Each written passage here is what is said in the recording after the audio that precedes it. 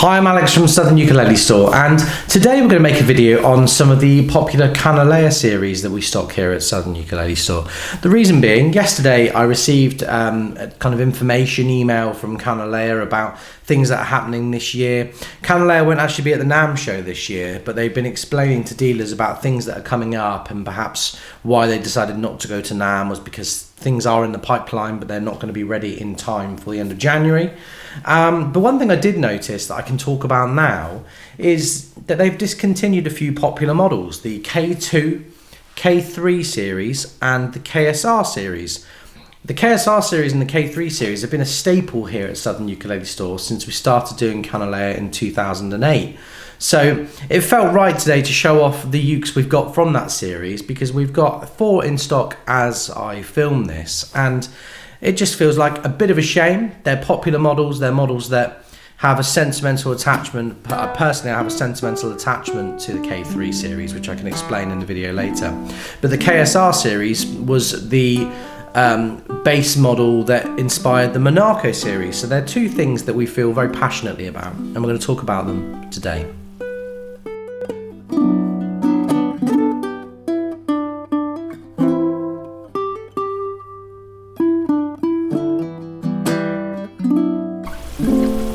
So first up today is the Kanile'a KSR-T. The KSR-T was launched in 2019. I remember it like it was yesterday. It was the first new model launched by Kanile'a, along with some deluxe appointments that they put on their standard ukuleles, which I'll talk about in a sec. But the model itself is a very unordained, straight koa model with some deluxe upgrades. The first being this chamfered edge here, a comfort edge for your arm as you play, which is so subtly done in koa that you don't always notice it's there just from photos alone. It's only really when you turn it in certain lights you see it's a slightly more smoothed edge than the rest of the ukulele itself. This KSR-T is a 25th anniversary model with deluxe Hawaiian koa. Really pops in the light, this one. All the way around, really lovely back too. As with all ukuleles Kanile'a have produced since 2019, this has the true R bracing, which is that honeycomb style bracing. Ebony fingerboard and bridge with the white mother of pearl dots. This was the model that they used to really launch this standard spec feature, and white mother of pearl dots, which are also on the side of the fingerboard. The headstock is what makes the KSR-T completely identifiable even from a distance. You've got this flat point classical guitar style headstock, which happens to have an incredibly slim depth and torques back as it leaves the headstock. Creates more tension from the strings because the strings are traveling further, but also gives you a slotted headstock without any of the extra weight, which makes the Kanile'a completely unique in my experience. There's nothing else that really feels like the KSR-T. We actually took this model and developed the Monaco series off the back of it with some different cosmetics and mango wood instead. And they were always so popular, and I think that this unique slotted headstock is one of the main reasons. Now, Kanile'a obviously have something very cool up their sleeve, but for now, as we enter 2024, looking back at the last 5 years, this is a key model and one that we loved doing and would continue to do. And perhaps Kanile'a are just discontinuing it for this year and it will come back in the future, who knows. But for now, let's give the KSR-T a play and see what you think.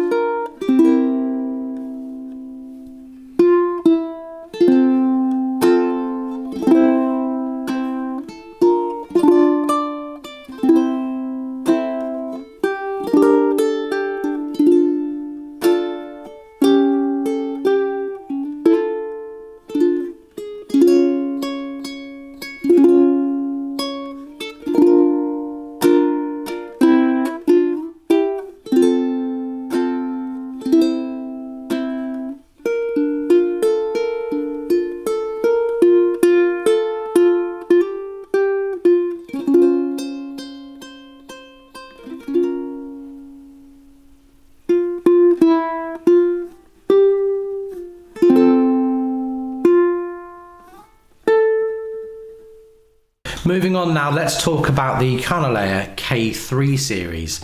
So when Kanile'a first introduced these 1, 2, 3 series, the one was a style 1. It was completely plain, there was no binding, it was just the good wood on the good ukulele, as it's been for 100 years with Martin and Gibson. Lots of people do a style 1.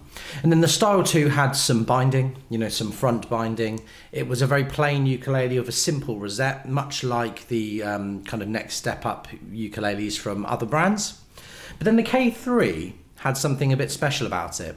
And you can see the K3 copied all around. You get the Uma Moon ukulele, for example, which is maybe 1/20th the price of this ukulele, more like 1/10th of the price of this ukulele, but has that distinguished and very distinctive contrasting rosette, which is what you have here. So the K3 is the deluxe ukulele in the traditional sense from Kanile'a. You get good wood. This is select koa, so this is their standard koa, but there's nothing standard about it. It's one of my favorite looking ukes in the shop right now. It's holographic. You have a maple rosette, which on this ukulele you can see is actually very, very nicely figured. And then you have front and back tortoiseshell binding, which has a purple hue to it under a light. A nice modern tortoiseshell rather than a traditional looking celluloid kind of early plastic tortoiseshell. This is almost transparent when you look at it. It's very Kanile'a, it's regal, it's royal, it's sexy. You have an ebony fingerboard and bridge with the white mother of pearl dots, and then the mother of pearl dots on the side as well. And then you have the standard headstock with the open gear Kanile'a tuners. Another very light resonant ukulele. It's stiff in your hands, but it resonates and it rings out true. The biggest compliment I can pay this particular K3 tenor is that it reminds me to play of my own Monaco tenor. It's got something about it, it's bubbly, it's sweet, it's a really lovely ukulele. In fact, that's just something Kanile'a do consistently. You get the KPATs, the K3s, they're all good in their own way. But this is the last K3T, certainly for the foreseeable future that we will see, and I think it's a good one. One last story about the K3T before I move on and give it a sound sample. The first extremely kind of top-end ukulele we sold was a Kanile'a K3 to a customer who had decided to holiday in Bournemouth from Australia way back, probably 2009, it would have been about 2011. Such a memorable customer who took away one of these ukuleles, and I still think about it 13 years later, because this was for a long time the kind of top model Kanile'a made, and as time's gone on, they've gone on to innovate in different ways, and the K3 for the time being, I guess, has been left behind. Let's give this gorgeous ukulele a play and see what you think.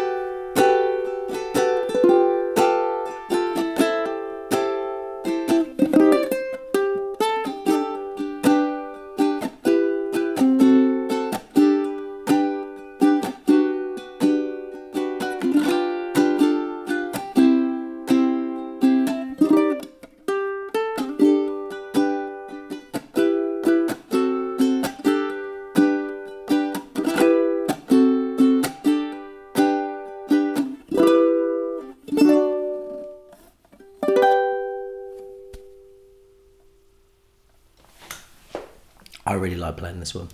Next up today, we're going to take a look at this Kanile'a K-3B Premium Hawaiian koa. 2 steps up the grading from Kanile'a. You know, they grade their wood as Select, Deluxe, Premium and Master grade. We're going to look at a Master grade next. But Premium usually has lots and lots of curl to it, as you can see here.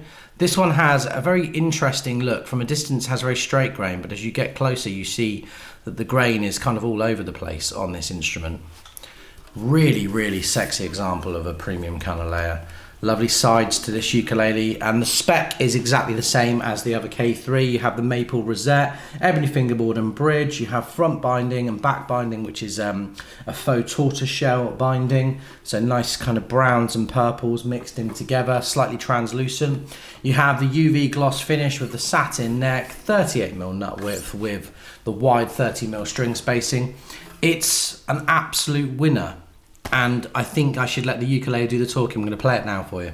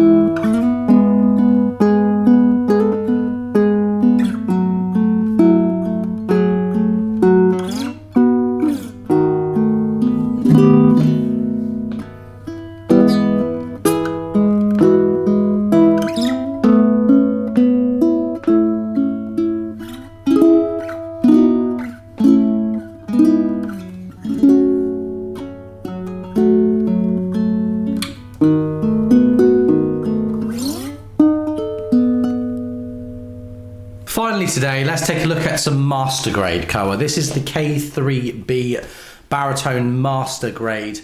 One of the most stunning looking ukuleles. I have featured this one before on the channel. We've talked about the spec already with the other models, but just in case you're joining us late in the video, it has a maple rosette with a purplish tortoiseshell binding all around the body.